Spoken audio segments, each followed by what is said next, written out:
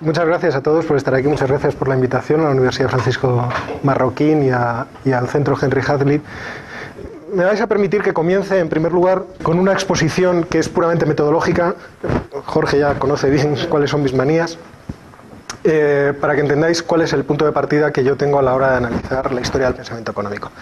Bien, es cierto que todas las teorías económicas, a excepción de algunos desarrollos realmente muy marginales, modernos, por ejemplo los desarrollos de Kevin Hoover acerca de realizar modelos que en realidad son macroeconométricos y por lo tanto que no tienen una microfundamentación, todas las teorías económicas que yo conozco, y en fin son ya unas cuantas, piensan que la economía es un fenómeno que es producido por la acción de las personas. Es decir, es la acción de los individuos la que produce todos esos fenómenos que nosotros entendemos como parte de lo económico.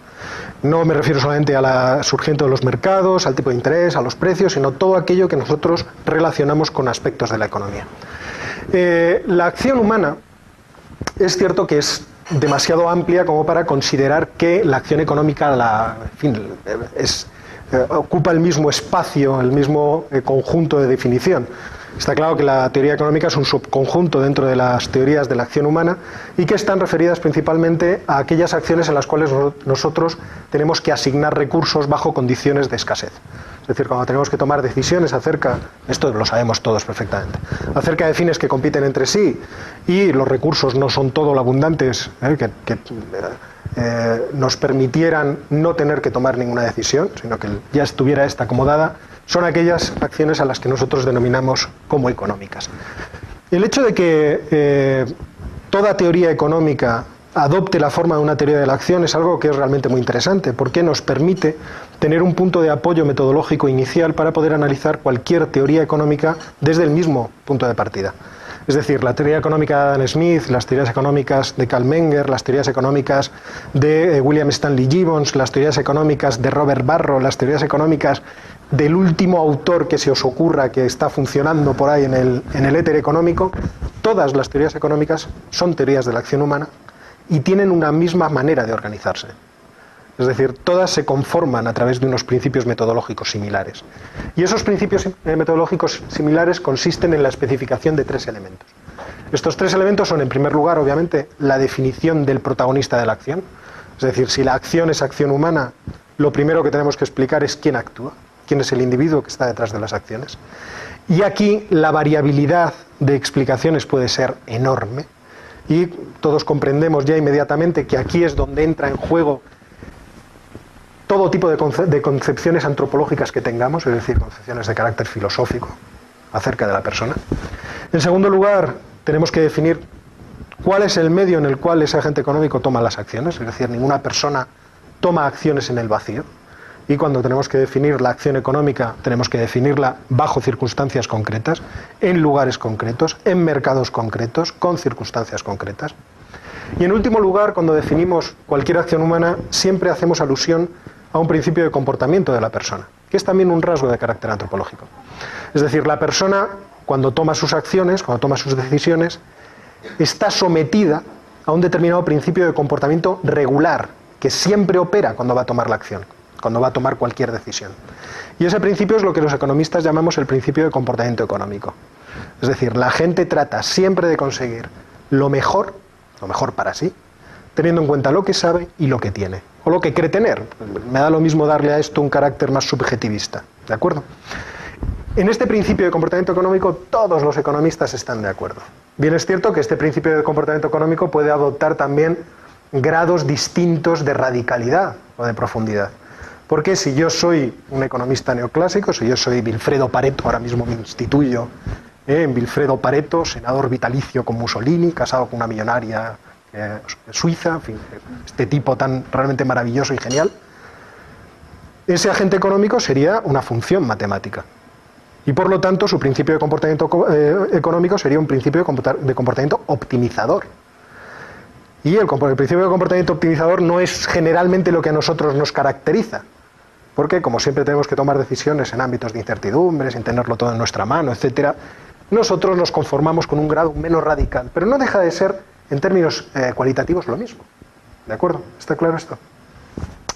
En términos visuales, no os riáis, pero para que veáis cuál es el asunto, lo que nosotros hacemos es una abstracción de la persona real, abstracción que puede tener grados diversos de profundidad, abstracción que a lo mejor puede no ser posible, en fin, esto ya podríamos discutir aquí en términos filosóficos, pero que existe, es decir, cada economista tiene la suya, en donde de manera fundamental y especialísimamente importante entran lo que son los conjuntos de medios y de fines que este señor tiene dentro de la cabeza y que van a ser esenciales para la toma de decisiones, ¿vale? Y en cuya definición también podrían entrar el cómo se construyen estos conjuntos de medios y de fines, es decir, cómo la persona produce en su cabeza ese tipo de información, ese tipo de conocimiento. Fijaos que aquí ya nos ponemos en la antesala de preguntas que tienen una respuesta extremadamente compleja, porque yo aquí podría directamente saltar y decir, vamos a ver, si yo voy a considerar al agente económico real, ¿cómo forma su personalidad este individuo? ¿A través de qué procedimientos o procesos psicológicos? ¿Con qué dinámicas? ¿Cómo se ve influido por el medio? ¿Cómo influye en el medio? Estas preguntas son preguntas de carácter extremadamente interesante. Pero forman parte, como digo, los conjuntos de medios y de fines de la concepción antropológica que tengamos del agente económico. Entonces le introducimos dentro de un medio de operación que, por ponerlo en términos económicos, puede referirse, por ejemplo, a la contextura del mercado. Nosotros cuando estudiábamos, todos nosotros supongo que lo habremos estudiado, teoría neoclásica del mercado, decíamos, ¿el mercado es de competencia perfecta, sí o no? ¿Y ser de competencia perfecta qué implica? Bien homogéneo, números de oferentes y demandantes inmenso, este tipo de cosas es información que se transmite de forma perfecta. Eso es una caracterización del medio de operación. Yo puedo caracterizar el medio de operación de 100.000 formas distintas, obviamente. Monopolio, no monopolio, oligopolio, y cosas que me invento y que no caben dentro de la... Bueno, que me invento, que observo la realidad y que no caben dentro del modelo neoclásico. ¿De acuerdo? Y luego aplico el principio de comportamiento económico. Y es aquí donde entiendo cómo se produce la asignación de recursos. Es decir, cómo la gente, de los medios que cree tener, trata de alcanzar los fines y lanza un plan. Y a partir de ese plan surge la acción. Claro, uno puede planear y no actuar, pero a partir del plan surge la acción. ¿De acuerdo? ¿Esto qué quiere decir entonces? Bueno, pues que cuando yo, por lo menos, estudio un pensador económico, cualquier tipo de teoría económica, lo primero que trato de buscar es al asesino. Es decir, ¿quién es este? ¿Quién es dentro de la teoría económica de este señor o de esta escuela este asesino? ¿Quién es este agente económico? Porque una vez que lo tenga, una vez que lo comprenda, toda la teoría económica de este señor se me va a abrir y le voy a entender. Es decir, voy a saber perfectamente por qué llega a las predicciones de estado a las que llega, qué tipo de conclusiones se pueden esperar de su teoría, qué tipo de dinámicas él espera acerca de la realidad, etcétera. Y además también voy a saber si estoy de acuerdo con él o no. Es decir, el primer punto de partida de entender una teoría económica y de saber si voy a poder coincidir con ella es saber eso. Y si el agente económico que me definen no me convence, es decir, no es compatible o coherente con lo que yo pienso acerca de la persona, inmediatamente sé que esa teoría no me va a valer. No quiero decir que sea cierta o falsa, sino que no va a ser significativa para mí. ¿De acuerdo? Bien. Esto es precisamente lo que pasa con las escuelas neoclásicas, la escuela keynesiana, etcétera. Que es eso lo que hay que buscar. Lo que es interesante, en realidad, es que todo el pensamiento económico contemporáneo, en cierto modo, surge de un mismo momento del tiempo, surge de una misma matriz de conocimiento. Y esto quiere decir que, en cierto modo, tienen una cierta familiaridad entre ellos. Una familiaridad que, sin embargo, no implica homogeneidad ni que sean compatibles, pero nacen de una cierta misma matriz. Y esa matriz cultural surge de lo que nosotros llamamos la modernidad. Es decir, el momento histórico en el cual el pensamiento filosófico abandona la metafísica y gira sus ojos hacia la epistemología, hacia el problema de qué es lo que podemos conocer. Esto es especialmente relevante porque casi todas las concepciones antropológicas, lo primero en lo que se fijan es en cómo comprende la persona la realidad, porque el cómo comprende la realidad nos va a explicar mucho acerca de cómo toma sus decisiones. Y es curioso, vamos, no es curioso, desde este punto de vista es en cierto modo trivial observar cómo autores como Adam Smith, como John Locke, como el propio Ludwig von Mises, como el propio Keynes, como todos estos autores, el primer punto de intelección o el primer punto de investigación por el que tienen que pasar es precisamente el de la epistemología.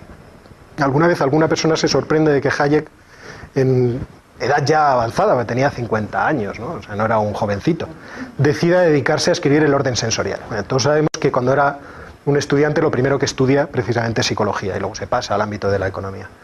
Pero para estudiar la teoría de los órdenes espontáneos, o mejor dicho, para comprender por qué Hayek insiste tanto en la teoría de los órdenes espontáneos, precisamente esa teoría psicológica es fundamental. Es decir, Hayek no improvisa ese libro, sino que seguramente llevaba más de 30 años pensando en él. Y lo aplica a sus investigaciones sociales porque la concepción de persona implícita que él tiene en sus modelos precisamente es esa, que en un determinado momento la plasma con más perfección. Pero esto es lo mismo en todos los demás autores, ¿Qué es lo que ocurre con los autores neoclásicos? Bueno, los economistas neoclásicos parten de una filosofía que no nos es extraña a ninguno de nosotros. Todos ellos son herederos directos del positivismo del siglo XIX.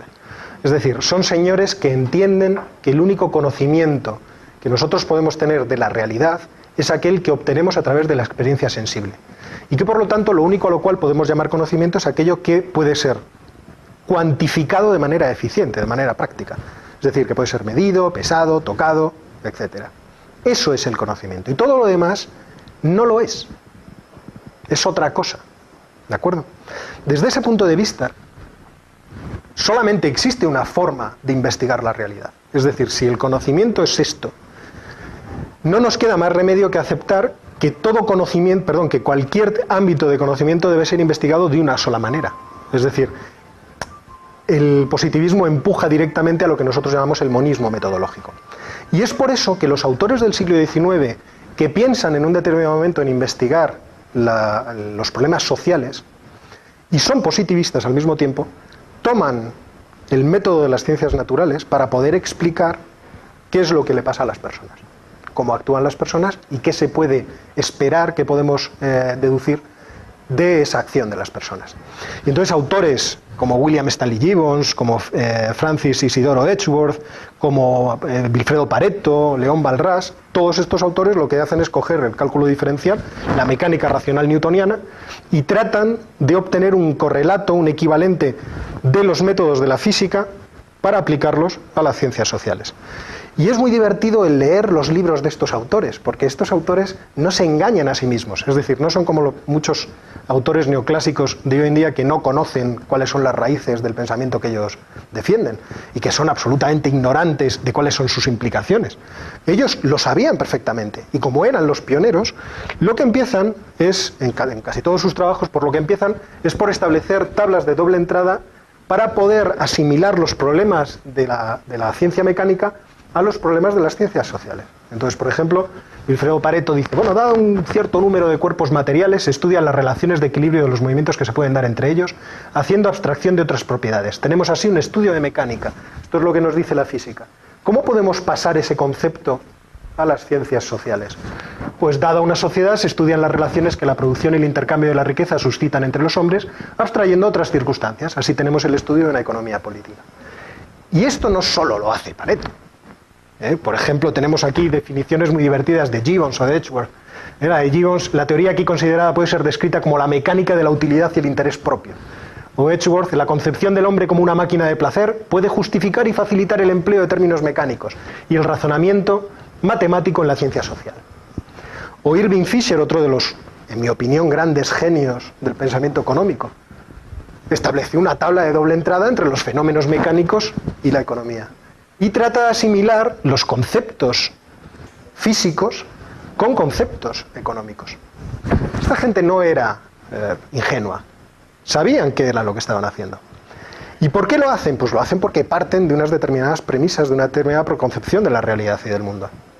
A partir de ahí, no les queda más remedio que definir a la persona de la manera que lo hacen. Es decir, a nosotros no nos sorprende en absoluto que el Homo economicus sea esto. ¿Por qué? Porque obviamente de dónde viene es de dónde viene, es decir, tiene los padres que tiene. Y por lo tanto la persona queda definida como una expresión matemática, una función matemática, que es mecánica. Esto nos puede parecer mal o bien, pero en términos intelectuales es la obra de colosos. Es decir, el plantearse la posibilidad de meter a una persona en una función matemática fin, implica un atrevimiento realmente notable. Y estos tipos, leídos en sí mismos, no eran gente trivial. Eran gente de un cierto poderío intelectual, de un gran poderío intelectual. E intentan hacer un imposible. Nosotros creemos saber que esto es un imposible, pero no por eso vamos a dejar de estudiarlos y de saber de dónde narices sale su teoría. Entonces, fijaos que aquí está todo. Aquí están los conjuntos de medios, aquí está el fin supremo de la persona, que es conseguir niveles de placer. Cuanto más altos sean los niveles de placer, mejor para este individuo. Este es el objetivo que... Y esta teoría no nos es, en cierto modo, a nuestros contemporáneos o a nosotros mismos, no nos extraña. Es decir, esto es algo que flota en el ambiente de nuestras sociedades. ¿Qué es lo que busca la persona? El placer. Oiga, desde ese punto de vista, este tipo de metodología parece apropiada. Esta es una de las defensas obvias que pone la escuela neoclásica inmediatamente en funcionamiento en cuanto lanza este tipo de modelos. Bien, a partir de aquí yo tendría que hacer una exposición un poco más detallada de cómo avanza la teoría. Me dejáis que haga un par de puntualizaciones, sencillamente para que cerrar un poco el cuadro. Es evidente que este modelo así tal puesto, el modelo básico de elección racional, es un modelo muy estrecho, muy pequeño, al cual se le pueden hacer muchísimas críticas. Una de las críticas es que el agente económico, en concreto el Homo economicus, necesita tener una cantidad de información enorme para poder tomar su decisión, cantidad de información que generalmente ninguna persona normal tiene. Hasta tal punto que cuando nosotros definimos la condición de conocimiento perfecto dentro de los modelos de competencia perfecta, esa condición implica un conocimiento del futuro perfecto. Entonces ese conocimiento del futuro ha implicado, o por lo menos lleva de suyo, el hecho de que se haya criticado mucho este modelo. Y por eso, pues los autores modernos introducen ese futuro en forma de funciones de probabilidad esperada. Esto es algo que también es conocido por todos. Sin embargo, aquí hay un truco. Y es que si se analiza, por ejemplo, al padre de uno de esos, la obra del padre de uno de esa teoría de la utilidad esperada, que es Milton Friedman, los artículos y los trabajos que tiene con Leonard Savage, uno enseguida llega a la conclusión de que esos agentes económicos tienen una capacidad cognitiva, es decir, de adquisición y de transformación de la información, que es la monda, es extremadamente eficiente. Hasta tal punto, de tal manera, que cuando se ponen a buscar, se ponen a hacer el rastreo de cómo va a ser el futuro, pueden hacer inferencias, además matemáticas, acerca del futuro que les permite conocer de manera muy perfecta cuál es la función de distribución de probabilidad de los acontecimientos futuros. Claro, esto es una cosa como para decirles, bueno, usted me ha metido el futuro y la incertidumbre, pero realmente no lo ha hecho. O sea, lo ha metido y lo ha sacado al mismo tiempo. El problema no es ese, el problema no es si el futuro es predecible en términos de probabilidad frecuencial. El problema es que el futuro generalmente no es predecible de ninguna manera. Es decir, el problema está en que muchos de los acontecimientos que están en el futuro son de evento único. E incluso yo diría que los más fundamentales de nuestra vida son acontecimientos de evento único. Yo siempre pongo el mismo ejemplo ridículo. Uno cuando se va a casar, pues este es un ejemplo que se me habrá escuchado en otra ocasión. Uno cuando se va a casar, pues hace un evento único. ¿Cuál es la probabilidad de que resulte bien? Pues no se sabe, porque esta señorita y yo no hemos hecho este experimento previamente. A excepción de Richard Barton y Elizabeth Taylor, que tenían ya una secuencia, entonces más o menos podían predecir el resultado futuro. Que iba a ser que se iban a intentar matar, en fin, este tipo de cosas. Pero generalmente los grandes acontecimientos de la vida son absolutamente inciertos. Y de esa incertidumbre es de donde nosotros podemos inferir que, oiga, esto no nos convence. Y podemos saltar a otro tipo de modelos. ¿De acuerdo? Bueno, nos vamos directamente a la escuela, la escuela keynesiana. He puesto ahí la escuela keynesiana, pero realmente no es adecuado decirlo así. Nos vamos directamente a Keynes.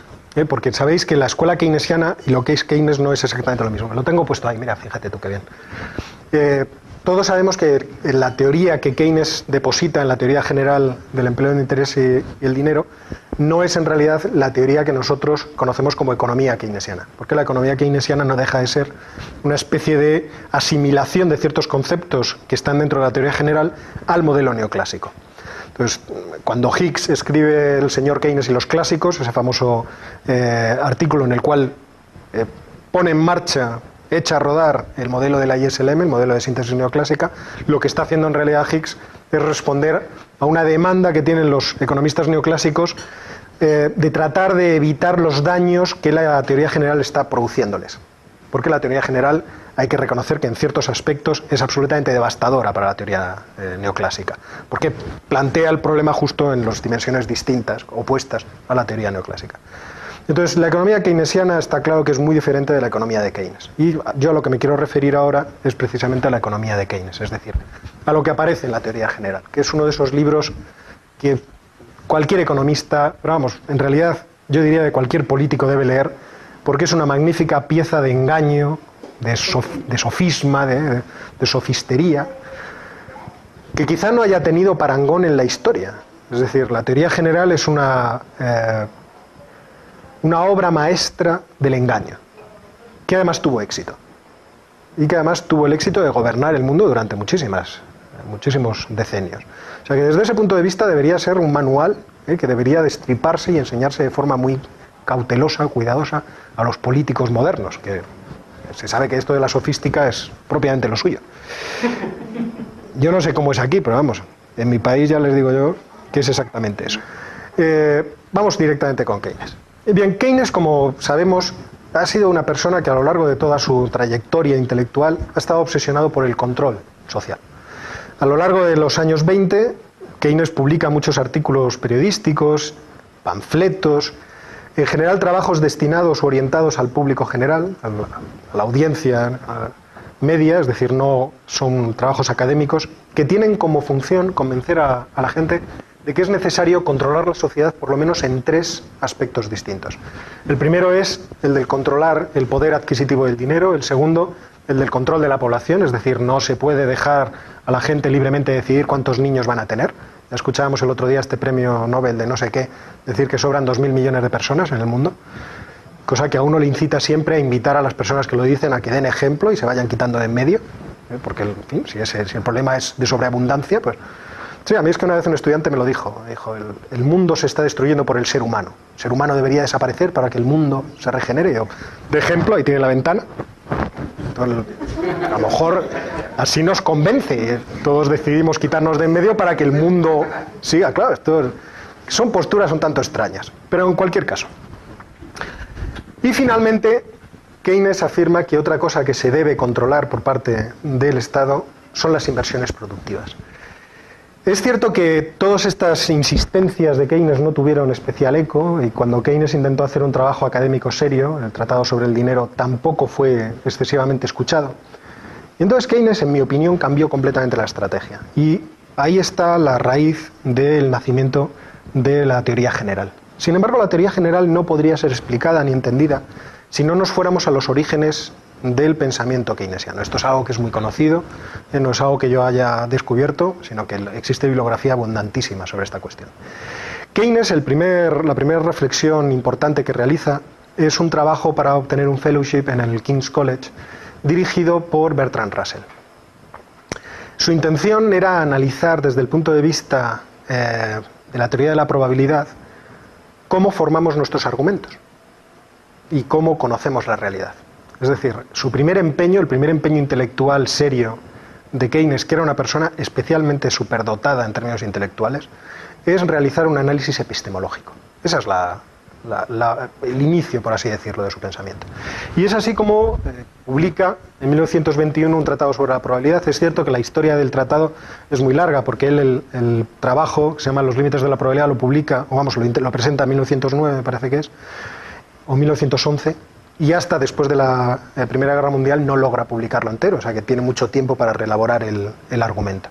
En el Tratado sobre la probabilidad, y partiendo de una concepción intuicionista que es propia de sus dos mentores filosóficos, Edward G. Moore y Bertrand Russell, lo que hace nuestro querido amigo es lo siguiente. Él piensa que todos nosotros tenemos una capacidad innata para poder obtener de la realidad un conocimiento que es cierto acerca de esta. ¿De acuerdo? Es decir, nosotros tenemos una capacidad que nos permite, de forma no mediada, es decir, sin intermediario ninguno, obtener de la realidad piezas de conocimiento que son ciertas en sí mismas. Y entonces pone, por ejemplo, este ejemplo. Dice, un ejemplo de conocimiento directo, de este tipo de conocimiento de intuición directa, sería que a partir de la familiaridad con una sensación de amarillo podemos pasar directamente a un conocimiento de la proposición tengo una sensación de amarillo. de la familiaridad con una sensación de amarillo y con los significados amarillo, color y existencia, soy capaz de pasar a un conocimiento directo de las proposiciones. Comprendo el significado de amarillo, mi sensación de amarillo existe, el amarillo es un color. Asimismo, por algún proceso mental del cual es difícil dar cuenta, aquí deja un agujero negro interesante, porque no lo aclara en el libro, es algo que no le interesa, y de hecho hay un momento en que él especifica que es algo que no va a tratar de forma intencionada. Dice, podemos pasar a un conocimiento directo de las cosas, podemos pasar de un conocimiento directo de las cosas a un conocimiento de las proposiciones acerca de las cosas, de las cuales tenemos experiencias sensoriales o sensaciones y comprendemos el significado. Es decir, tenemos una forma directa de obtener una serie de bloques de información, por así decirlo, a partir de los cuales vamos a crear nuestro conocimiento. ¿De acuerdo? Lo interesante viene obviamente después, y es lo siguiente, que para crear nuestro conocimiento nosotros formamos una serie de argumentos que van a tener una raíz que es probabilística. ¿Cómo es esto? Pues esto es de la siguiente forma. Imaginemos que nosotros obtenemos a través de este proceso directo de intuición conocimientos acerca de dos proposiciones que entendemos que están relacionadas. ¿Vale? Pues bien, a través de ese conocimiento directo nosotros vamos a obtener también una intuición de cómo se conectan esas dos proposiciones. Es decir, si tenemos un silogismo de si A entonces B, el entonces también vamos a poder tenerlo dentro de nuestro conocimiento a través de un proceso de intuición, de conocimiento directo. ¿De acuerdo? Ese entonces va a ser de carácter probabilístico, pero de carácter probabilístico subjetivo, es decir, va a permitirnos formar un argumento que dice si A entonces B con una probabilidad, bueno, alta. ¿Cómo de alta? No sé, alta, porque es algo que yo siento. ¿De acuerdo? No es algo que yo pueda especificar en términos concretos. No voy a poder decir, yo creo que me gusta... No, vamos a poner un ejemplo así más ridículo, que es los que solemos poner en clase. Por ejemplo, si invito a cenar a Marujita, entonces Marujita se va a enamorar de mí. ¿Con qué probabilidad? No es del 80%, ¿de acuerdo? No es un número. Pero entiendo que es bastante alta, ¿de acuerdo? Es decir, yo tengo el sentimiento de que es bastante alta. Este es el tipo de argumento, dice Keynes, que las personas forman de manera intuitiva. Y es un juicio de carácter probabilístico. ¿De acuerdo? A partir de ahí, Keynes va a desarrollar en el Tratado sobre la Probabilidad precisamente la teoría de cómo esa probabilidad subjetiva puede ser analizada y entendida de manera racional. ¿Vale? Sin embargo, dice Keynes, está claro que si yo tengo un conocimiento directo de la realidad, que es cierto en sí mismo, etcétera, etcétera, entonces yo, en fin, podría acertar siempre. Y es un hecho que no lo consigo. ¿Y por qué no lo consigo? Pues no lo consigo porque todo esto que yo he obtenido lo he obtenido de forma inductiva, es decir, a través de la experiencia. Y resulta que mi capacidad de tener experiencia no es infinita. Es decir, yo no me pongo ante la realidad y observo toda la realidad, en toda su profundidad, sino que obtengo partes de la realidad y no en toda su profundidad. Dependerá de mi capacidad de penetración intelectual, de intellectual insight. Y en ese caso, dice Keynes, ¿qué seguridad podemos tener, qué confianza podemos tener en los juicios probabilísticos que formamos? Y es aquí donde surge la incertidumbre. Es decir, Keynes dice, al lado del juicio de carácter probabilístico, yo tengo que hacer un juicio acerca de la confianza que tengo en el conocimiento que he obtenido. Que es un juicio en realidad acerca de la cantidad de conocimiento o de desconocimiento que creo tener sobre el tema. ¿Qué sé de Marujita? Nada, que la vi ayer tomando café en la cafetería. Entonces, ¿realmente puedo confiar en que mi arrojo, invitándola a cenar, me va a conseguir su amor? Pues quizá no. Vamos, de hecho no. Si es que de hecho no sé nada. ¿De acuerdo? Este es el asunto que plantea Keynes. Esta teoría la lleva a la teoría general. O sea, lo interesante de esta teoría no es que aparezca en el Tratado sobre la Probabilidad. Eso, quiero decir, nos diría, bueno, pues intelectualmente ha estado bien, es curioso que usted nos lo explique. En fin, hemos pasado un rato entretenido, pero no, es que lo interesante está en que en el capítulo 12 de la teoría general esto aparece, vuelve a reemerger, ¡pop!, literalmente. ¿Y por qué reemerge? Porque Keynes está obsesionado acerca de qué influencia tiene nuestra imaginación del futuro en nuestras acciones presentes. Y se plantea que si la gente es como él siempre ha pensado, si la gente comprende la realidad de esta forma, que es la que él siempre ha pensado, en ese caso toda decisión que nosotros tomemos, cuyos efectos se adentren mucho en el futuro, cuyos efectos se adentren mucho en el futuro, va a ser una decisión en la que, a pesar de que nosotros podamos formar un juicio probabilístico estupendo, va a estar lastrada siempre por el juicio de confianza. ¿Por qué? Porque el futuro es siempre de eventos únicos. Y esto Keynes lo tiene clarísimo. Y hay un momento que dice, vamos a ver, ¿qué sabemos del futuro? ¿Qué sabemos de la posición de los tenedores de renta en el año 74? ¿Cuál será el precio del cobre dentro de 30 años? ¿Se producirá una guerra en Inglaterra dentro de 80? Dice, de estas cosas, no es que podamos tener algún conocimiento, es que no tenemos ningún tipo de conocimiento. Ninguno. Sencillamente no sabemos nada. Y no existe ninguna forma humana de saberlo. Dice, porque ninguno de estos fenómenos está sujeto a probabilidad frecuencial. Es decir, no existe experiencia previa de ellos. En este punto, Keynes es perfectamente asimilable a algunos comentarios que hemos leído todos de Mises en la acción humana, acerca de los fenómenos de evento único. Y entonces dice Keynes, claro, bajo esta perspectiva, la gente que va a tomar decisiones cuyos efectos se producen muy lejos en el futuro, sufrirán irremediablemente de una enfermedad congénita o inevitable, que es la incertidumbre inerradicable, lo que él llama la incertidumbre fundamental. Es decir, la conciencia de que ellos no saben qué va a pasar en el futuro, de que no tienen elementos de juicio suficientes para saber qué va a pasar en el futuro. Y a partir de aquí, Keynes construye su argumento. Bien es cierto que hay que hacer una puntualización. El libro de Keynes no es un libro que juegue limpio con el lector. No es un libro que juegue limpio. No sé si habéis leído el libro de Keynes, yo os recomiendo que, si no lo habéis leído, inmediatamente vayáis a leerlo. Porque es algo que todo economista debe saber y que debe haber manejado, se debe haber enfrentado a Keynes. Yo el libro me lo he leído 8 veces, o sea, que soy una persona que se ha enfrentado mucho con Keynes. Porque las 3 primeras me engañó. Yo me lo leí la primera siendo estudiante de licenciatura, la segunda al terminar la carrera porque tenía que hacer lecturas para doctorado, y la tercera cuando empecé mi tesis doctoral. Y en la tercera me iba sorprendiendo, yo el libro lo tengo anotado por fechas. Entonces tenía comentarios, fecha, y se ve cómo voy saltando de año en año. Y entonces, de repente en algunos puntos, yo era llevado por Keynes a la conclusión que Keynes quiere llevarte. Entonces llegó un momento en la tercera lectura que era, Dios mío, me he dejado engañar 2 veces. O sea, el tío me la coló, me vendió el producto 2 veces. Es apasionante desde ese punto de vista el libro. El libro es un libro que no juega limpio con el lector y por lo tanto no tiene un desarrollo lineal, sino que va y viene de acuerdo a los intereses, para convencernos, por así decirlo, con los intereses que tiene Keynes para persuadirnos. ¿Y por qué es esto así? Pues es esto así porque, partiendo de la teoría intuicionista de Keynes, si es verdad que nosotros al ver una determinada realidad obtenemos de esa realidad un conocimiento que es cierto, pero que puede no ser suficientemente profundo, cuando yo quiero convencer a alguien, el convencimiento no puede ser un convencimiento de carácter racional. Es decir, yo no puedo convencer a nadie de forma argumentativa, sino que tengo que convencerle poniéndole en la misma perspectiva en la que yo estoy contemplando la realidad. Es decir, le tengo que situar para que mire exactamente lo que yo veo. Y eso es un ejercicio de persuasión. No es un ejercicio de convencimiento racional. Y yo mantengo mi tesis privada, es algo que no he escrito nunca ni lo he que la estructura de la teoría general es así precisamente por este hecho. Precisamente por este hecho, porque la teoría general no es un libro científico, sino que es un libro que está orientado a convencer, o mejor dicho, a persuadir. ¿De acuerdo?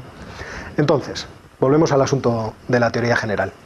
Una vez que tenemos a los agentes económicos de este tipo, Keynes se pregunta, bueno, ¿y entonces por qué la gente decide? ¿Por qué la gente toma decisiones? Porque una cosa que observamos es que todo el mundo toma decisiones y sale de casa por las mañanas para ir al trabajo, teniendo en cuenta que si formulara sus juicios acerca de lo que le va a pasar durante el día de esta manera, no saldría de casa, viviría en una depresión permanente debajo de la mesa, escondido, diciendo, Dios mío, cualquier cosa puede ocurrirme. ¿Por qué la gente toma decisiones? Y entonces Keynes dice, por 2 cuestiones. Que bien es cierto que las trata de pasar en el capítulo 12 y las aclara en un artículo posterior de 1937. En donde aclara muchos aspectos muy reveladores ese artículo. Dice, por 2 razones. En primer lugar, porque la gente, pero mejor dicho, por una razón que se divide luego en dos. Porque la gente tiene ciertas estrategias que le permiten minimizar su sensación de incertidumbre. Es decir, las personas, siendo conscientes de que esta incertidumbre fundamental les persigue constantemente, sin embargo pueden adoptar ciertos modos de actuación, ciertas estrategias que hacen que esa sensación de incertidumbre se minimice y por lo tanto les permita actuar.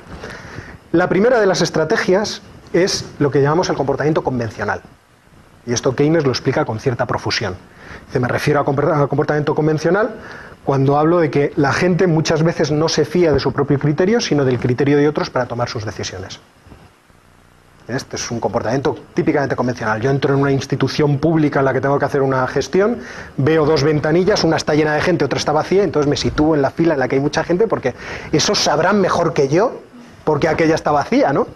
Entonces actúo de forma convencional, trato de hacer lo que hacen todos los demás, porque me fío más, confío más en el conocimiento que tienen otros que en el mío propio.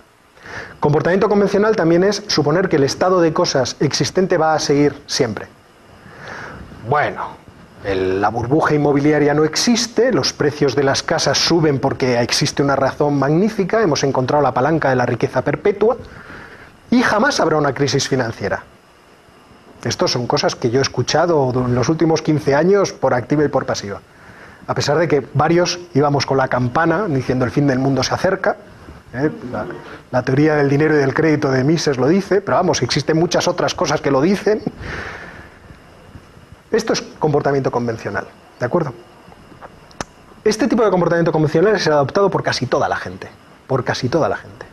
Sin embargo, hay un segundo tipo de estrategia, y el segundo tipo de estrategia es adoptado principalmente por los empresarios. Es lo que Keynes llama animal spirits. Los animal spirits son, según definición de Keynes en ese capítulo 12, vamos, imperdibles, una cosa que hay que leer sí o sí. Los animal spirits son una urgencia espontánea a actuar más que a no hacerlo. Es decir, es ¿cómo decirlo? Un carácter, un rasgo del carácter de ciertas personas que les lleva de manera obligada a tener que estar haciendo cosas, a tener que actuar, aunque no tengan ninguna razón buena para hacerlo, aunque no sepan de ninguna manera cuál va a ser el resultado de sus acciones.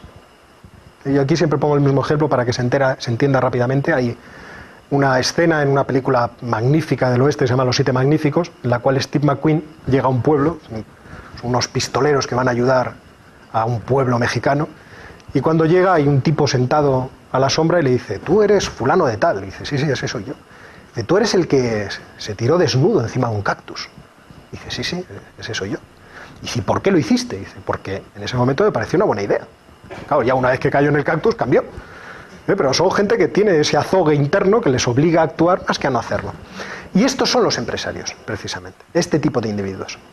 Y entonces Keynes se pregunta, bueno, no se lo pregunta, porque el desarrollo del libro ya os digo que es con más recovecos, pero nosotros nos podríamos preguntar, y con este tipo de individuos que toman sus decisiones de forma convencional, e individuos que toman sus decisiones porque se les pone aquí en la punta de la nariz, ¿la economía va a poder ir a un buen puerto? ¿Vamos a poder alcanzar una buena situación económica? Obviamente no. O sea, ya de partida podríamos decirlo. Pero Keynes está interesado en tratar de desprestigiar las teorías del libre mercado.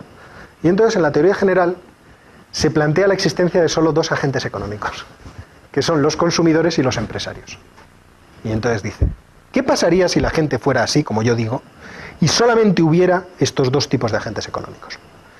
Y entonces nos plantea un esquema que es realmente muy sencillo y que está estructurado, o mejor dicho, desorganizado de forma intencionada a lo largo del libro, pero cuya esencia es esto, no es mucho más que esto, en fin, es algo conocido por todos. Keynes parte de suponer que la base de todo es el ingreso que obtienen los individuos de manera corriente, y que ese ingreso que obtienen los consumidores tienen que tomar la decisión de a qué aplicarlo, y supone que existen dos aplicaciones, o bien se consume o bien no se consume. El consumo está determinado por una ley psicológica fundamental, como él dice, que es la propensión marginal al consumo. Y que, bueno, teniendo en cuenta que lo escribe en los años 30, pues podemos darle la razón. La gente en los años 30 seguramente no gastaba más que una proporción más o menos fija de su ingreso corriente. En España, como gastan una proporción más o menos fija de lo que no han ganado todavía, pues es una cosa un poco diversa. Pero esto sucede en ciertos países del mundo y en otros quizá no. Pero este no es el problema no está en el consumo. El problema está en lo que no se consume. Es decir, en cuál es la decisión que los agentes económicos realizan de lo que no se consume. Y lo que no se consume se puede dedicar a dos cosas. O bien puede atesorarse, es decir, se puede meter en el bolsillo y no gastarse, o bien se le puede prestar a los empresarios. Y es aquí donde está la cuestión interesante. ¿Por qué? Porque toda aquella parte de lo que no se ha consumido que se mantiene en el bolsillo resta capacidad de financiación a los empresarios. Y por lo tanto los empresarios no van a poder demandar empleo en el volumen que a lo mejor la economía necesitaría. ¿Por qué los agentes económicos no dan todo el dinero a los empresarios? Pues porque están sometidos a la incertidumbre fundamental. Es decir, por el hecho de que de los tres motivos que Keynes da para la demanda de dinero, el motivo precaución, el motivo transacción y el motivo especulación, hay uno que pondera mucho más que los otros, que es el motivo precaución. O sea, generalmente en los modelos de síntesis neoclásica se insiste mucho en la importancia que tiene el motivo especulación para la determinación del tipo de interés. Es mentira. En la teoría general esto no es así. En la teoría general lo que tiene realmente mucho peso es el motivo precaución. ¿Por qué? Porque cuando se determina el tipo de interés, uno de los elementos fundamentales de su determinación es la prima de liquidez. Es decir, el hecho de que los agentes económicos quieren tener una reserva, los consumidores quieren tener una reserva de dinero líquida en su bolsillo, porque tienen miedo del futuro. Entonces, cuanto más conscientes sean de que no pueden confiar en su conocimiento presente acerca de lo que puede suceder en el futuro, mayor será la cantidad de liquidez atesorada. Este es el asunto. Cuanto mayor sea la cantidad de liquidez atesorada, mayor va a ser el tipo de interés. ¿Por qué? Porque los empresarios tendrán que estar todo el día tentando a estos agentes económicos para que suelten de una maldita vez el dinero y les permitan iniciar sus actividades empresariales. Ahora bien, si el tipo de interés está muy alto, todos sabemos que el tipo de interés para los empresarios es como el nivel de los lagos. Cuando baja, uno ve que los pueblos abandonados que habían sido inundados por el lago de repente emergen. Esas son las oportunidades de beneficio. El tipo de interés baja y entonces uno empieza a ver, Dios mío, el campanario. Podemos meternos ahora mismo en hacer tal inversión.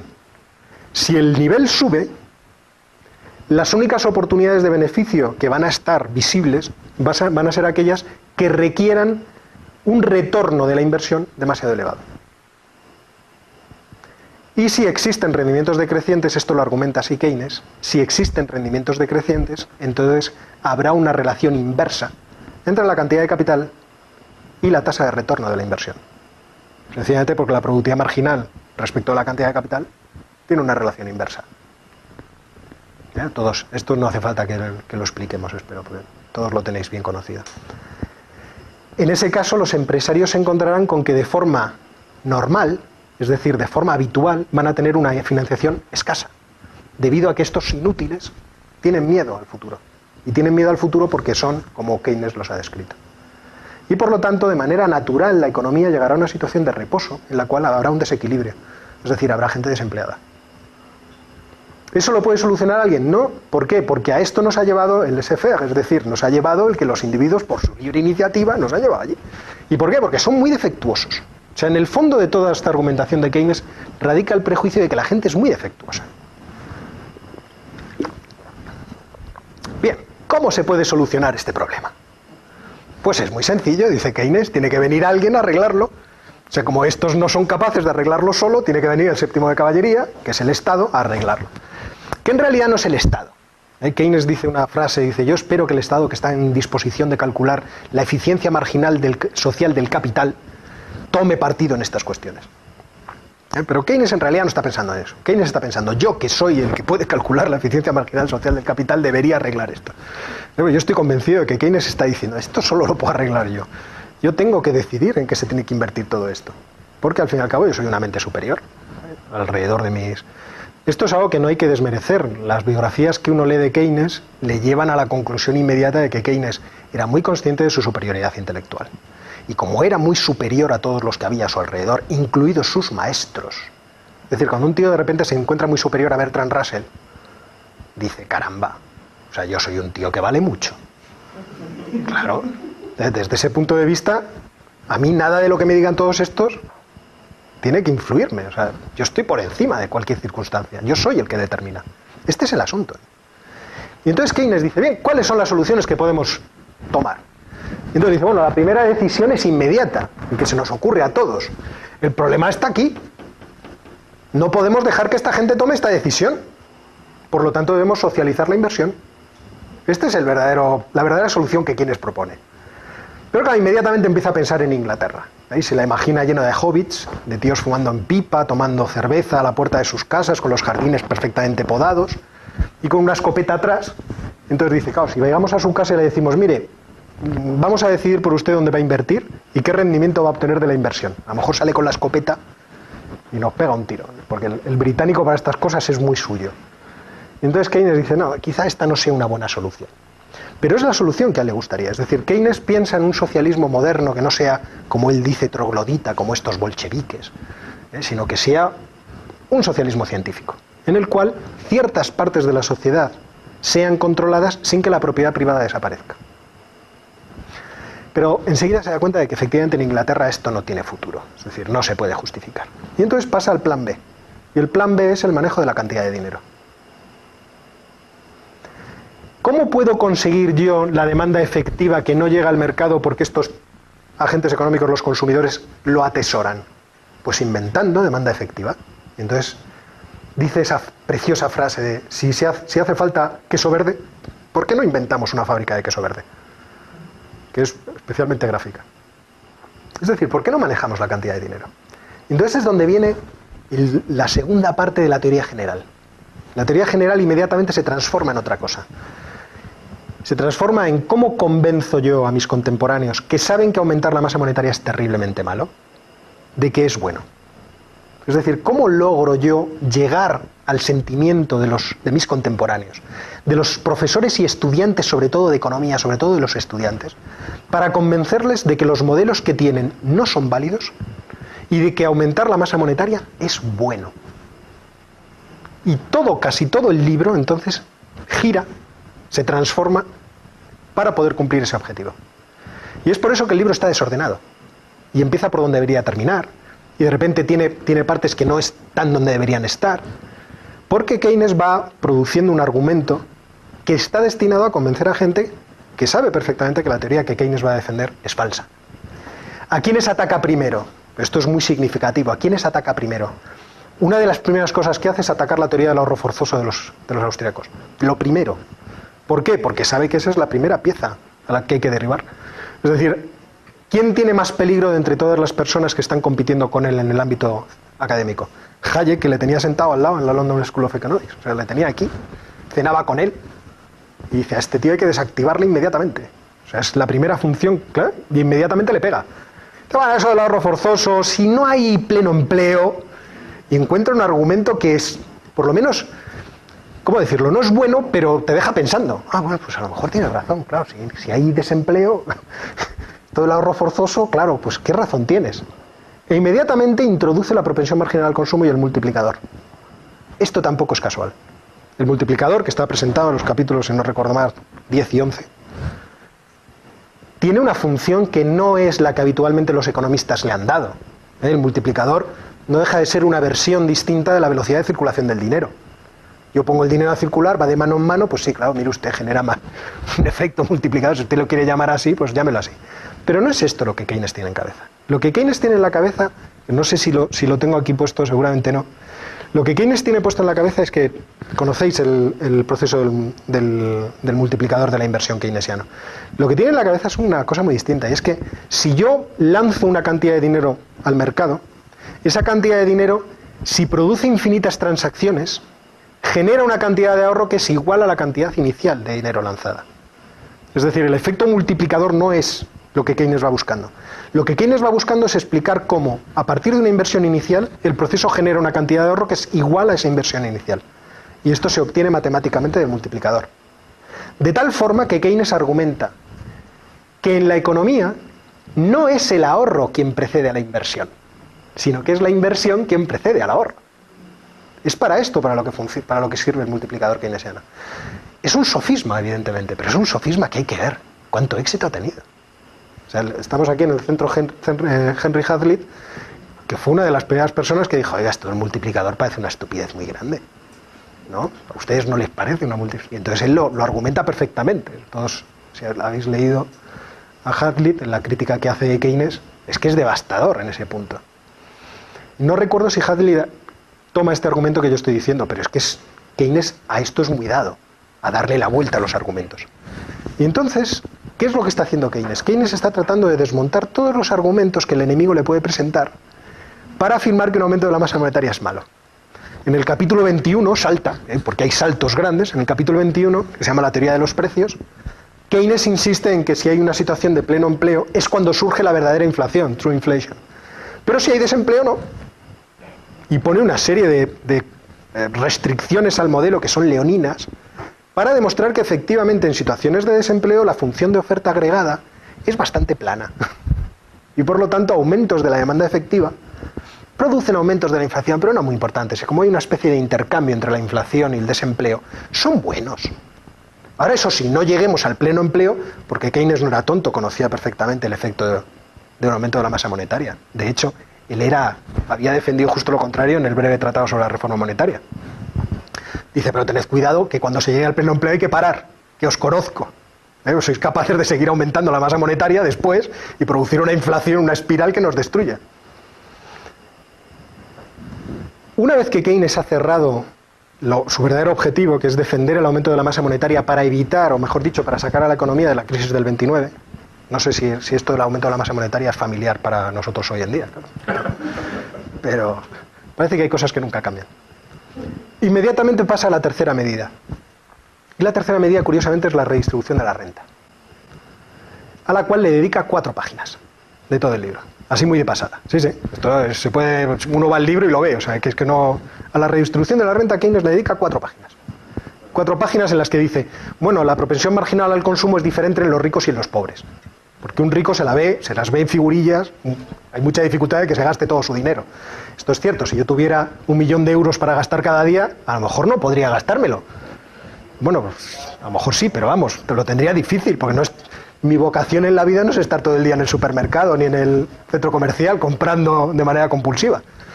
Sin embargo, el pobre, pues pobre, con los dineros que tiene ya, en cuanto compra la comida ya se lo ha gastado todo, con lo cual su propensión marginal al consumo es mayor que la del rico. Entonces, si le quitamos a los ricos y se lo damos a los pobres, como la propensión marginal al consumo es mayor en los pobres, se gastará en términos absolutos una mayor cantidad de dinero. Y esto lo dice de pasada y ya se le olvida. También hay otras medidas. Keynes, por ejemplo, habla en un momento de la redistribución del trabajo. Y enseguida lo descarta. Dice, esto para el futuro. Entonces llegan los franceses hace unos años y dice, vamos a redistribuir el trabajo.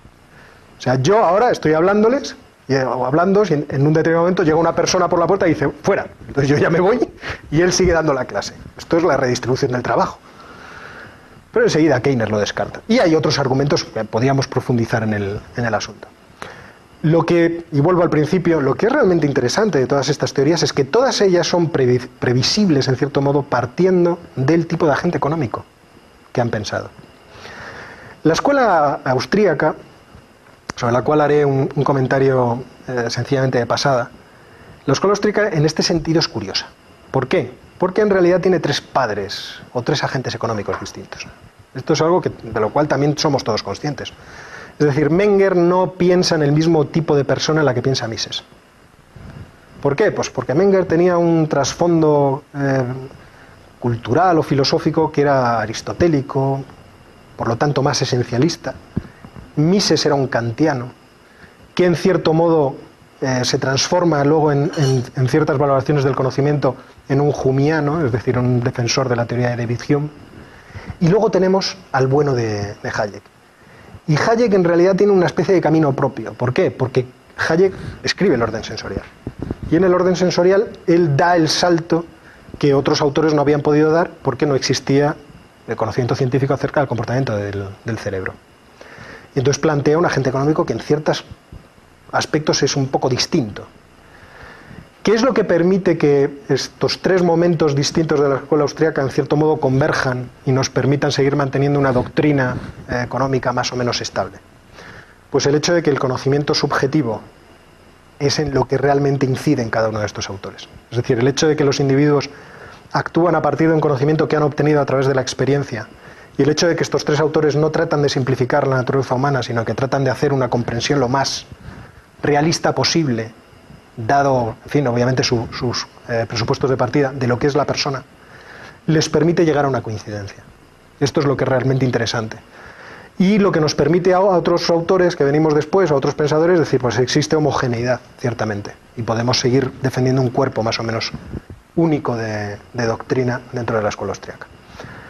Y, bueno, podemos darle paso aquí al animal este que ha entrado.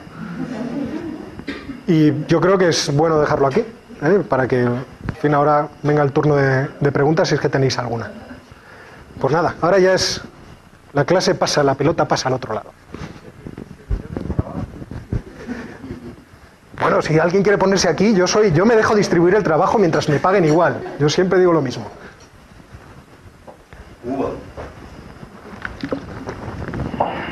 Entonces Keynes en realidad no está proponiendo un pleno empleo.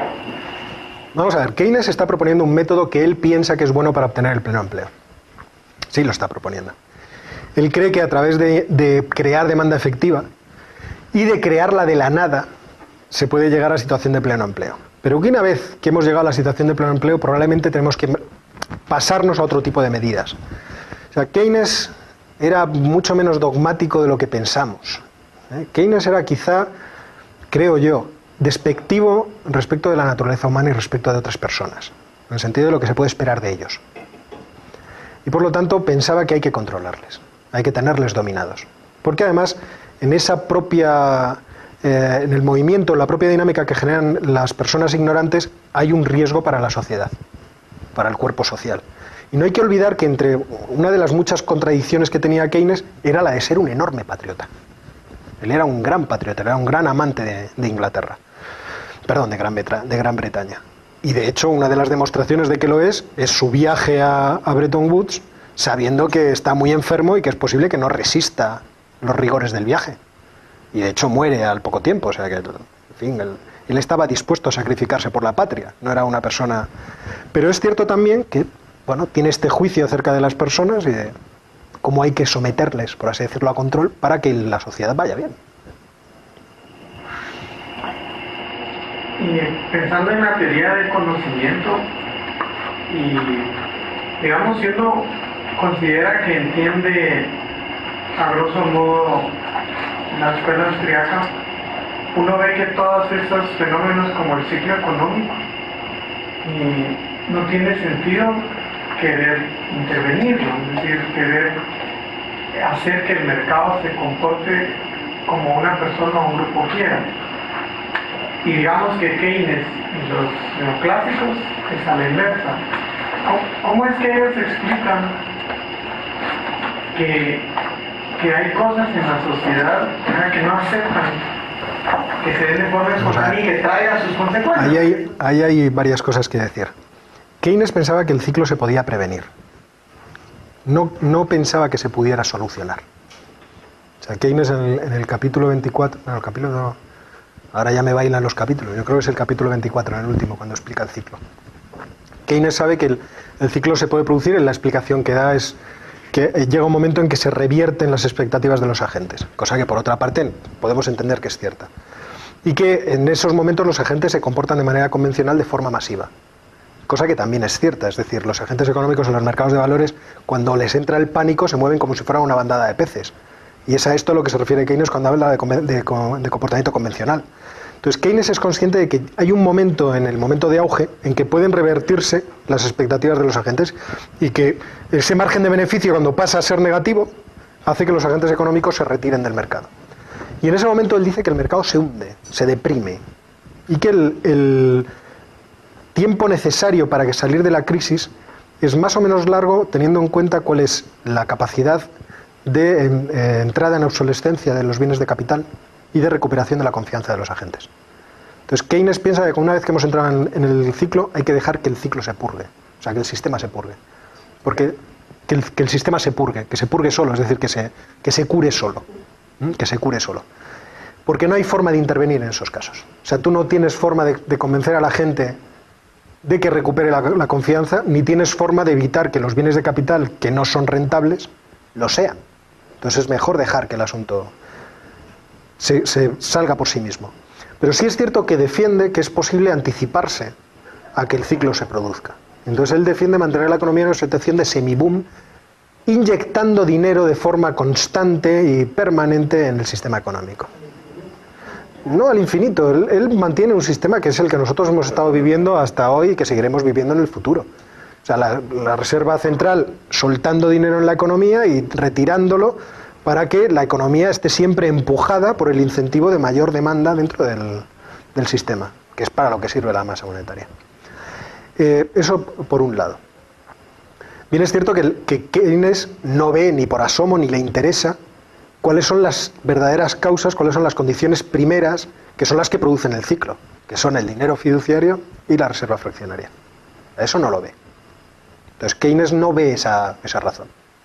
De hecho, él piensa que la masa monetaria no va a tener el problema, no va a tener ningún problema, sino que va a ser uno más de los elementos o de las herramientas de control con las que él va a poder jugar. Una cosa distinta son los autores neoclásicos. Porque en los autores neoclásicos hay autores que sí se dan cuenta del peligro que tiene la reserva fraccionaria y otros que no. Esto es una cosa que es realmente notable.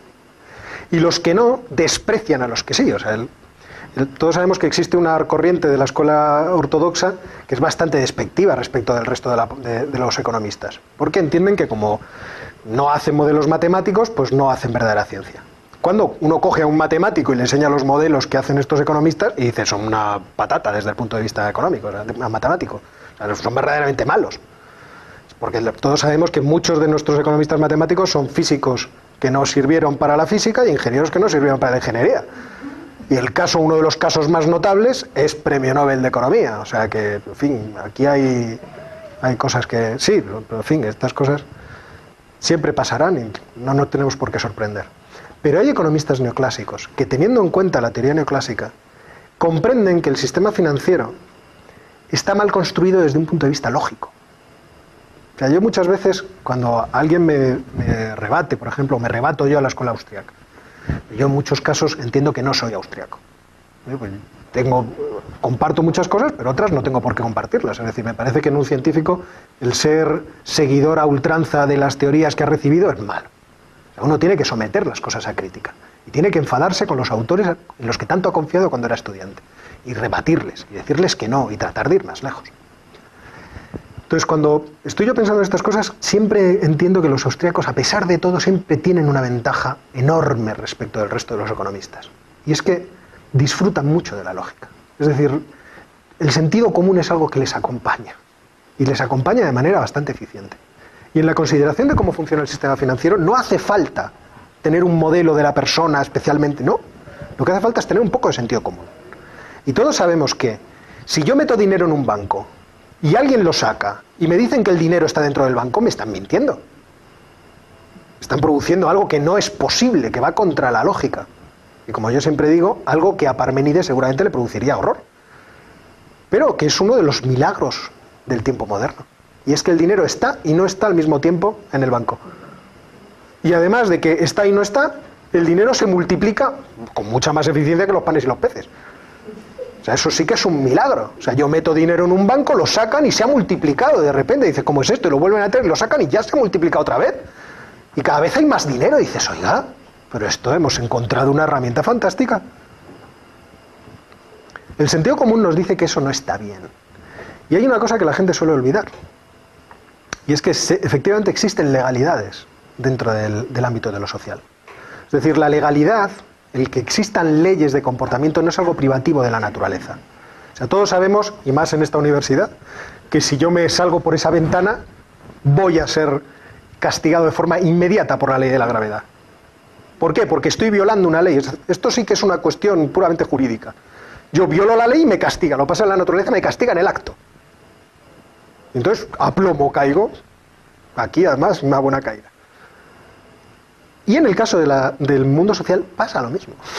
Si yo voy contra las leyes que efectivamente existen, leyes económicas, pero si voy contra las leyes lógicas, con más razón, me van a castigar. Lo malo de este tipo de ámbito es que las legalidades sociales castigan con demora.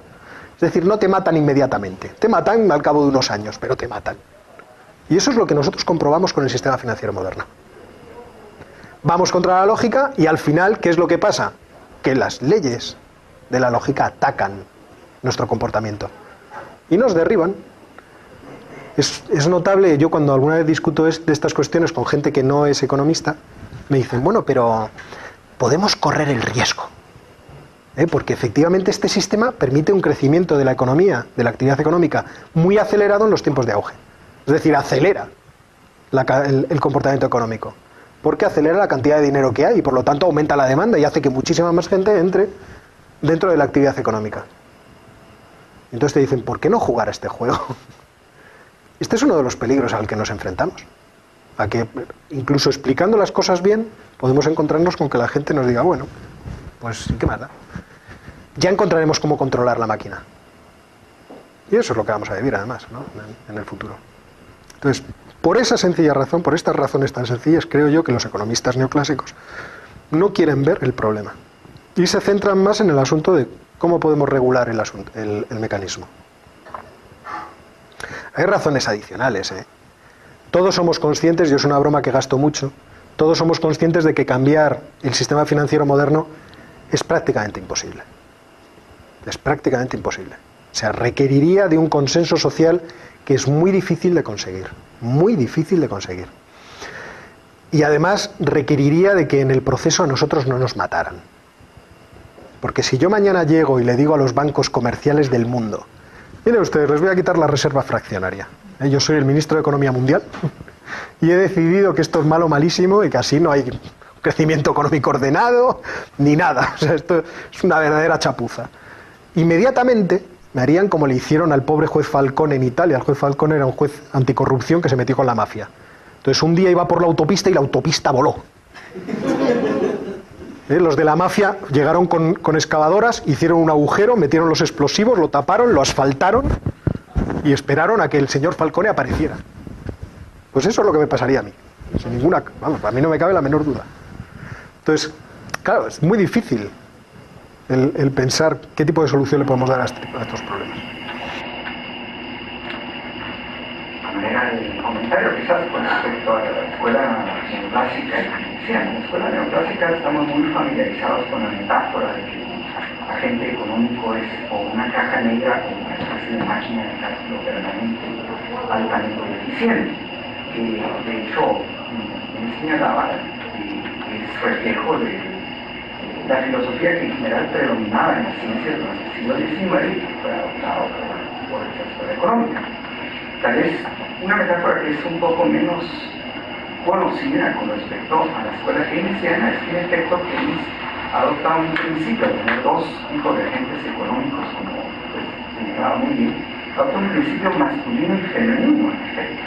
El consumidor como un principio femenino, pasivo, reactivo, convencionalista, conservador, y el inversionista o empresario como un espíritu más masculino, arriesgado, dispuesto a enfrentar los retos, que no le interesa, digamos, tanto la conservación, sino el descubrimiento o la innovación. Entonces son dos principios que pueden interpretarse como una interacción entre un polo positivo y un polo femenino. Entonces, esa dualidad juega bastante con estas metáforas que son menos... Yo utilizaría ese argumento en los medios feministas precisamente para desprestigiar a Keynes. Me ha parecido un argumento magnífico. Pero, quiero decir, me parece que es una metáfora divertida, interesante, pero yo no me atrevería a soltarla delante de mi mujer, por ejemplo. Me parece peligroso. Pensemos un poco eso es... el hogar. Pero efectivamente existe lo que dices, el hecho de que son dos agentes que tienen comportamientos absolutamente divergentes. Y efectivamente es cierto que los consumidores adoptan ese papel pasivo, además, en cierto modo, determinado. Porque ya al principio la propensión marginal al consumo ya les determina directamente, y luego el miedo que tengan. Y efectivamente el empresario es el motor absolutamente distorsionante de todo lo demás. Sí, no tendría yo nada que objetar a eso. Y además, pero tomo la idea para, si algún día estoy en un medio feminista, para decir, fíjense Keynes lo que... Esto puede ser divertido. Bueno, esta es la segunda vez que casi me convence Keynes, pero no desde el punto de vista económico, porque creo que a la larga un economista bueno lo analiza y ahí se queda. Las mayores implicaciones eran lo que Oscar resaltó cuando yo visité el impacto en la política. O sea, la teoría general es un perfecto manual para política económica, no para economía, porque a lo largo de la economía, si le agarra el gusto y lo lee, y lo relee, y lo relee, pues le va descubriendo los recuerdos. Pero en política económica, ¿por qué crees que ha tenido tanto auge? Bueno, yo creo que tenemos que entender que el éxito verdadero de la teoría general es en la posguerra, de la Segunda Guerra Mundial.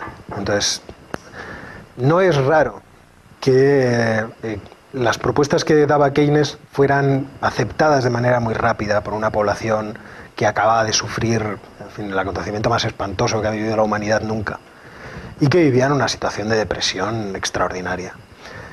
Todos somos conscientes de que Gran Bretaña, tengo un amigo inglés que cada vez que digo, escocés, cada vez que digo Inglaterra se enfada mucho conmigo. Gran Bretaña, después de la Segunda Guerra Mundial, castiga a quien había ganado la guerra. Es decir, Churchill pierde las elecciones y suben los laboristas al poder. Y suben los laboristas al poder porque su promesa es la promesa de tomar en sus riendas a la población y cuidarla. Y llevarla como de la mano hacia un futuro más prometedor.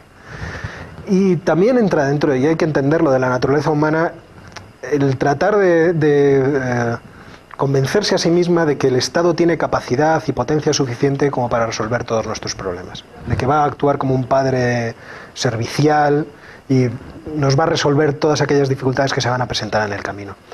Esto es una tendencia muy natural en las personas. De hecho, es muy general que cuando surge un problema importante dentro del cuerpo social, las personas demanden directamente que alguien se lo solucione y que se lo solucione el Estado. Si el país no tiene una tradición en la cual las personas están acostumbradas a sacarse a sí mismos, como el barón de Munchausen, a sacarse de las barbas, ¿no?, de las arenas movedizas, es muy raro que la sociedad demande tener la responsabilidad en sus manos de hacer las cosas por sí misma. Entonces yo creo que esas son las razones fundamentales de que Keynes en ese momento tuviera el impacto que tuvo. Yo creo que Keynes contaba con ese tipo de efecto. Es decir, Keynes pensaba que y además lo escribe, si leéis la teoría general, la última página confiesa a Keynes, porque ha escrito el libro. Es muy divertido. O sea, Keynes era tan chuleta que ya se adornaba tanto que en la última página dice, y además he escrito el libro para convenceros por esto. Es una cosa realmente sorprendente. A mí me encanta. Si tuviera aquí una copia os leía la última página, pero no tengo y creo que no la llevo encima tampoco en la PAL. Pero es realmente divertido, porque en la última página dice, vamos a ver, este análisis que yo he realizado tiene como función el ser puesto en práctica, cosa que obviamente todo autor que hace una reflexión pretende. Dice, y este es un momento especialmente oportuno, porque la gente está ávida de un nuevo tipo de explicación. Claro, acaba de venir la crisis del 29 y ya nadie confiaba en las teorías. Está ávida, especialmente propensa a aceptarla con tal de que sea verosímil. No hace falta que se crean el argumento hasta el final. Si se creen que es verosímil, lo van a comprar. Y entonces Keynes añade, es que toda persona que no tiene más de 25 años ya no cambia fácilmente de opinión. Sin embargo, los jóvenes sí están siempre atentos a los nuevos mensajes, que es precisamente para los que estaba escribiendo Keynes.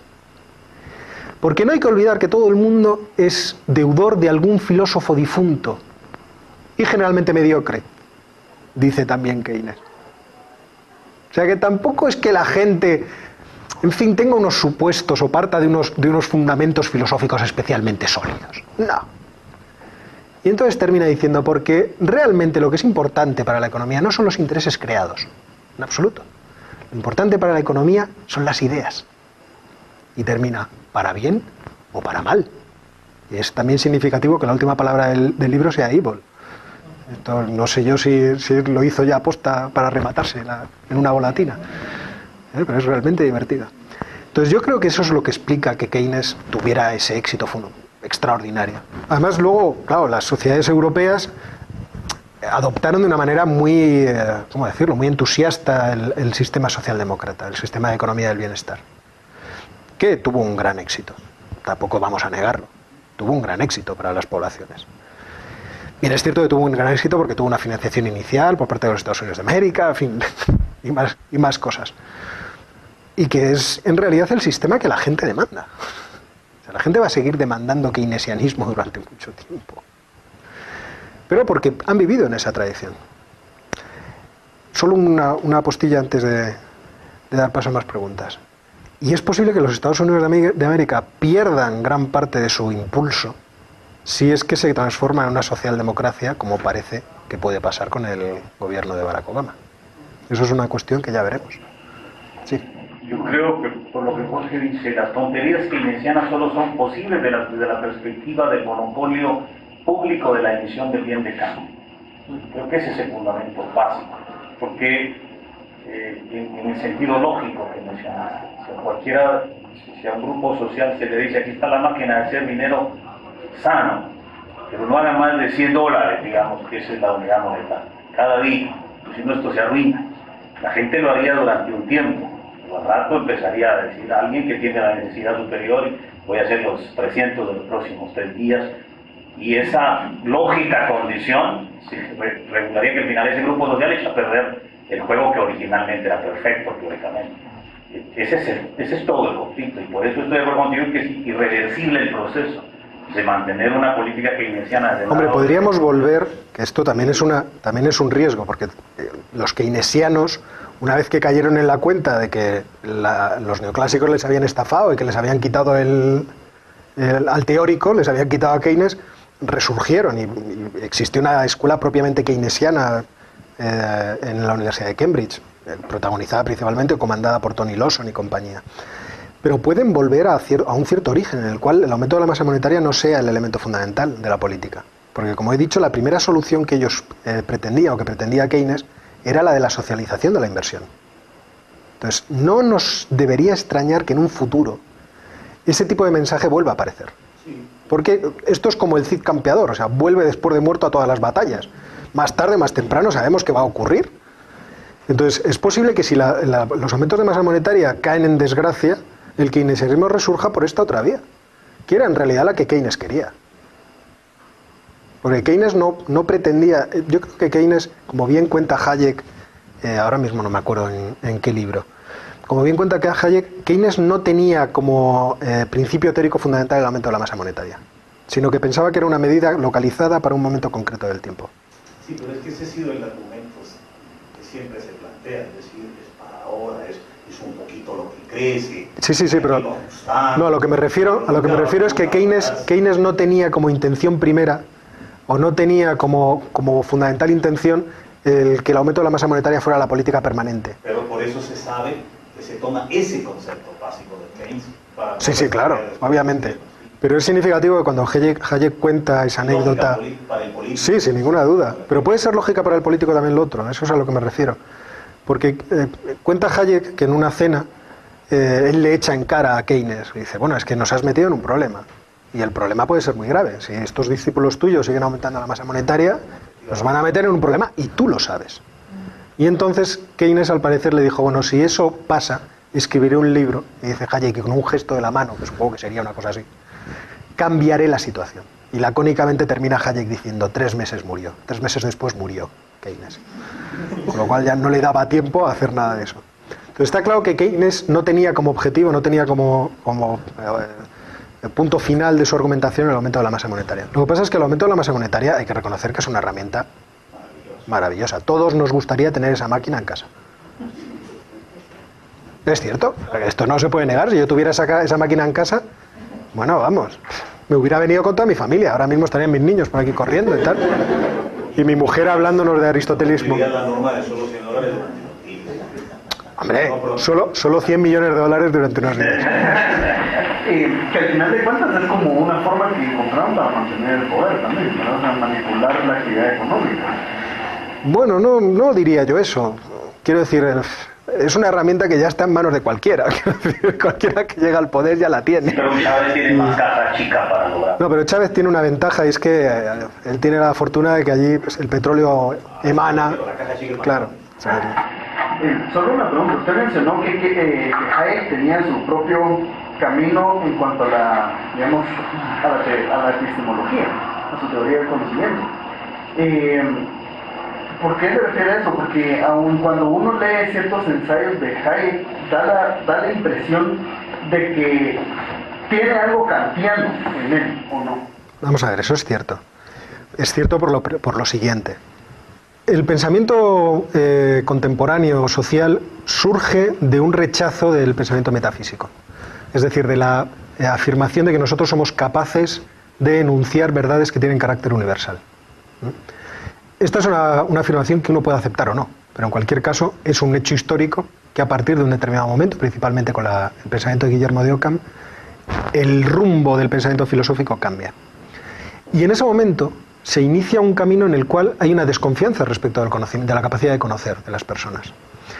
Y se establece un hiato, una brecha entre lo que es conocido, es decir, los objetos externos a nosotros mismos, y las ideas que nosotros formamos en nuestra cabeza. A partir de ahí sabemos que existen teorías con diversos matices, pero que profundizan esa idea. La idea de que hay una diferencia esencial entre lo que es externo a nosotros y podemos conocer y lo que aparece dentro de nuestra mente como conocimiento. Y que nosotros conocemos entonces de forma analógica a través de nuestros sentidos y al modo de nuestros sentidos. ¿Cómo decirlo? La novedad que marca Kant es el afirmar que nosotros tenemos una capacidad cognitiva dada, que es lo que él denomina las categorías a priori. Esas categorías a priori serían como nichos en los cuales las sensaciones sensibles que nosotros recibimos encajan y por lo tanto pueden ir adquiriendo un significado relativo unos respecto de los otros. En cualquier caso, esa teoría sigue manteniendo que nosotros no conocemos la esencia de las cosas que son externas a nosotros y que por lo tanto nuestro conocimiento es algo diverso. Esto tiene mucha importancia en la teoría austriaca, tiene una importancia radical, porque es una puerta de entrada precisamente al conocimiento subjetivo extremo que se afirma por parte de diversos autores. Mises es claramente kantiano, él inmediatamente dice que la acción humana requiere una serie de categorías a priori para existir, que son principalmente dos, que son únicamente dos, dice él, la de teleología y la de causalidad, y que a través de ese proceso, que es similar obviamente al del conocimiento, porque el conocimiento y la acción son realidades cogenéricas, él va a construir una teoría que tiene una certeza apodíctica, que es una chulería de Mises realmente extraordinaria, pero la cual a lo mejor tiene razón. Sin embargo, Hayek no opera así. Hayek lo que quiere es explicar de dónde narices salen las categorías a priori. O sea, ese es realmente su punto. Y lo que quiere saber es por qué tenemos ese tipo de capacidad innata. ¿Por qué nacemos ya con ello? Y es por eso por lo que se va directamente a las neuronas. Es decir, la interrogación de Hayek es, ¿debe haber una capacidad fisiológica en nosotros que permite la conformación a través del tiempo y por un proceso evolutivo en el cual la especie humana está implicada, que forma en nuestra cabeza ese tipo de categorías? A eso es a lo que los neurofisiólogos denominan la memoria filética, la memoria del filum, de la especie. Y es a eso a lo que se dedica en realidad Hayek, a tratar de explicar eso. Lo que pasa es que para explicar eso da un rodeo enorme, claro, porque tiene que explicar cómo se conforma el cerebro, cómo se forman las redes neuronales y cómo las redes neuronales son en realidad lo que nos da la posibilidad de ir formando ese universo de categorías que nos permiten la comprensión. Entonces, claro, no es lo mismo. Uno puede decir, oiga, pero convergen. Sí, yo creo que sí, yo eso es lo que defendí en mi tesis doctoral. O sea, yo defendí en mi tesis doctoral que existe una convergencia y una compatibilidad. Pero uno se puede poner muy pesado y decir que aún así, aunque sean asintóticas, no se tocan. Este es el asunto. Porque además yo estoy convencido, y en esto obviamente no puedo hacer una demostración, yo estoy convencido de que a través de la teoría neurológica o neurofisiológica quizás sea posible demostrar que sí podemos hacernos con verdades de carácter universal. ¿Podemos hacernos qué? Con verdades que tengan carácter universal. Y entonces en ese momento podemos entrar, o sea, yo por ejemplo podría salirme del cuadro austriaco y de repente desaparecer de esa fotografía. Pero estas son cosas que, en fin, como todavía no tenemos un conocimiento suficiente de cómo funciona el cerebro, pero sí sabemos que el cerebro tiene capacidad abstractiva suficiente como para inteligir la realidad, pues ya veremos qué podemos producir en el futuro. Esto ya es una cosa de divagación. Pero eso es un tanto distinto, decir que tenemos la capacidad innata a decir que tenemos innato, digamos... Es que innato, vamos a ver, Kant no dice de dónde salen. Kant, no debemos olvidar que escribe al dictado, no diré al dictado, en la estela de Newton. Entonces él tiene una visión de cómo es la realidad y piensa que nosotros tenemos en la cabeza de alguna forma incorporada esa visión. Entonces es cierto que una vez caído el newtonismo, pues, en el sentido de que la realidad no es exactamente explicable a través de la mecánica racional newtoniana, Kant tiene muchos problemas. Las categorías a priori de Kant tienen muchos problemas. Este obviamente no es el problema para Mises. Mises dice, vamos a ver, ¿Cuáles son los 2 ladrillos esenciales para construir el edificio de la acción humana? Y dice, pues que la gente entienda que con su acción va a producir un efecto y que persiga un efecto. Esto parece de cajón, y como la acción es pensamiento y el pensamiento es acción, es decir, la acción deliberada requiere pensamiento y el pensar es una acción, pues yo no necesito más. Yo me imagino que él solo en su habitación dijo, es que no necesitas más, Luis. O sea, ya podemos proceder. Y si es verdad que cuando explicaba se agarraba así a la mesa y empezaba el tío ahí a soltar el discurso, pues podemos imaginarnos que ya a partir de ahí se puso a construir como un bulldozer. Esta es la imagen que todos tenemos, yo por lo menos que tengo de Mises. Mises es el pensador implacable, o sea, yo empiezo por esta piedra y lentamente hasta que construyo todo esto. Sin embargo, sí es interesante meterse en el asunto de cómo se conforma nuestro pensamiento de verdad en términos neurológicos, porque es un orden espontáneo. Y en ese orden espontáneo es cierto que el orden formado no es exactamente igual que las piezas que lo forman.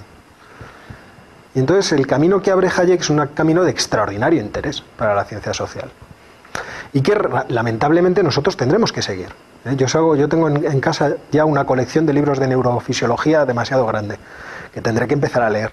Porque yo sé que ahí es donde está el futuro, es decir, ahí es donde tenemos que meternos sí o sí los teóricos, no los demás. Es posible que eso, y yo estoy convencido, eso no va a cambiar excesivamente las implicaciones de política económica a las que ya hemos llegado. Yo no lo creo. ¿Por qué? Pues porque es cierto que la persona conoce a través de la experiencia vital que ha tenido. Es cierto que la persona ve espacios de la realidad de acuerdo a ese conocimiento que otras personas no ven. Es cierto que de ahí surgen oportunidades de beneficio que la persona debe tener derecho a explotar. Es cierto que de esa explotación surge un beneficio para el resto de la sociedad y un mecanismo de coordinación. O sea, todas esas cosas son ciertas. Quizá no sean lo único, pero todas esas cosas son ciertas. Entonces, a lo mejor no supone una transformación enorme de nuestro pensamiento, pero es obviamente algo que tenemos que hacer.